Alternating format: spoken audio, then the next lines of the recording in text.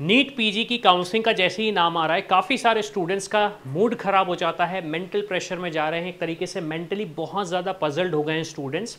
और उसके लिए एक अपडेट आया था, लेकिन अपडेट के बाद कुछ क्वेश्चन स्टूडेंट्स के रह गए हैं, उस पर हम बारी बारी करके डिस्कशन करेंगे। तो सबसे पहले हम अपडेट देख लेते हैं। अब देखिए, ये जो अपडेट आया है, grant of incentive marks to in service candidates in NEET PG 2024 registration. अब देखिए एग्जैक्टली होता ये था पहले कि जो इन सर्विस कैंडिडेट्स को मार्क्स दिए जाते थे वो स्टेट्स के एंड से मिलते थे उन्हें, लेकिन इस साल स्टेट्स उन्हें दे नहीं पा रही है मार्क्स। इसलिए एक अथॉरिटी बनी है जो इसका डिसीजन लेगी। ऑब्वियसली बात है, मैंने पूरा नोटिफिकेशन ओपन करके रख दिया, तो आप जाके देख सकते हैं कौन उन्हें मार्क्स अलॉट करेगा, सारी चीज़ें करेगा। और उसके बाद ये भी आया है कि अब काउंसलिंग स्टार्ट हो जाएगी।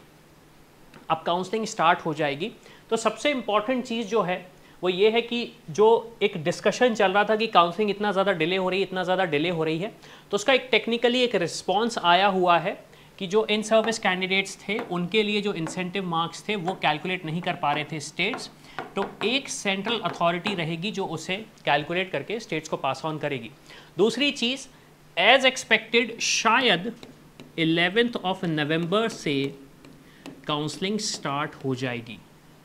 अगेन ये ऑफिशियल रिलीज नहीं आया है, जब ऑफिशियल नोटिफिकेशन आएगा तो उसके बाद हमें समझ में आएगा कि एग्जैक्टली क्या होगा, लेकिन एक टेंटेटिव डेट जो बोली जा रही है वो है कि 11 नवंबर से हो सकता है काउंसलिंग स्टार्ट हो।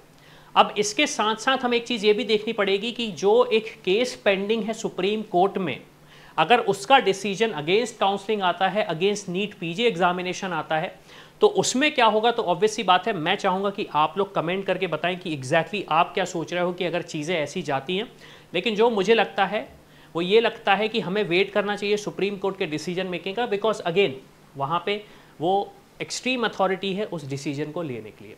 अब तीसरा सबसे बड़ा क्वेश्चन ये आता है स्टूडेंट्स के दिमाग में कि अब हमें क्या ड्रॉप लेना चाहिए या काउंसलिंग का वेट करना चाहिए, क्योंकि काउंसलिंग बहुत ही ज़्यादा डिले हो चुकी है। नीट पीजी 2025 के लिए ऑलरेडी कैंडिडेट्स प्रिपरेशन कर रहे हैं। काफ़ी सारे स्टूडेंट्स का कहना है कि हम तो ड्रॉप ले रहे हैं, मतलब मैं पर्सनली स्टूडेंट से बात करता हूं तो उनका ये कहना है कि हम तो ड्रॉप ले रहे हैं। तो अब क्वेश्चन ये आता है कि एग्जैक्टली हम क्या करें। तो आपको एक चीज़ ये समझनी पड़ेगी कि अगर आप 2024 में एडमिशन लेते हैं, प्रोसेस स्टार्ट कर देते हैं, तो आपको ऑब्वियसली बात है एडवांटेज मिलेगा, आपका 1 साल बच जाएगा जो वेस्ट होता है। दूसरी चीज़ आपको ये समझनी पड़ेगी कि काउंसलिंग आपकी स्टेट की सेपरेट होने वाली है और ऑल इंडिया के थ्रू एमसीसी की सेपरेट होने वाली है। तो एमसीसी में आप जो भी कॉलेजेस को टारगेट कर रहे हैं, आपको ये पता करना पड़ेगा कि एमसीसी के थ्रू वो आपको मिल पाएंगे या नहीं मिल पाएंगे। सेम चीज़ आपकी स्टेट में। अब स्टेट्स के साथ भी काफ़ी ज़्यादा चैलेंज ये आता है कि अगर आप प्राइवेट कॉलेजेस की तरफ बढ़ रहे हैं,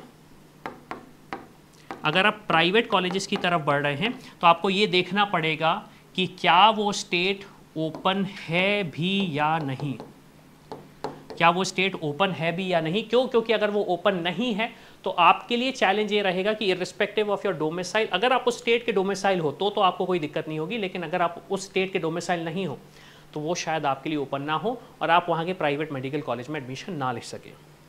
अब काफ़ी सारे स्टूडेंट्स हो सकता है जिनकी रैंक अच्छी नहीं आई हो, फिर भी वो चाह रहे हैं कि उन्हें एक अच्छी ब्रांच मिल जाए, तो काफ़ी सारे कोटा अवेलेबल होते हैं।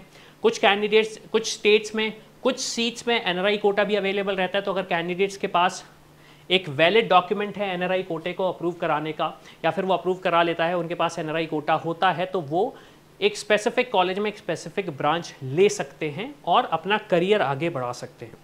अब सबसे बड़ा क्वेश्चन ये है कि काउंसलिंग जब स्टार्ट हो जाएगी तो बहुत सारे चैलेंजेस आएंगे। तो उसके मेरा रिकमेंडेशन ये है कि अगर आपको कन्फ्यूजन है, समझ में नहीं आ रहा है कि हमें एग्जैक्टली क्या करना चाहिए, कैसे करना चाहिए, तो नीचे डिस्क्रिप्शन में डिटेल्स दिए गए होंगे, वहाँ पे जाइए, हमारी टीम से डिस्कस करिए, अपने डिटेल्स फिल करिए, क्या जानना चाहते हैं, क्या आपको किसी कोटे के बारे में इन्फॉर्मेशन चाहिए या फिर उस कोटे के थ्रू एडमिशन कैसे लिया जाता है, उसमें डॉक्यूमेंटेशन का असिस्टेंस चाहिए, एनआरआई कोटे में क्या क्या इश्यूज आते हैं, कैसे उन चैलेंजेस को मिटिगेट कर सकते हैं, इन सारी इन्फॉर्मेशन के लिए आप हमारी टीम को रीच आउट कर सकते हैं।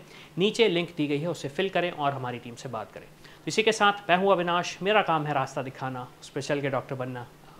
I hope you like this video. For more such videos, keep watching our channel and do not forget to like, share and subscribe.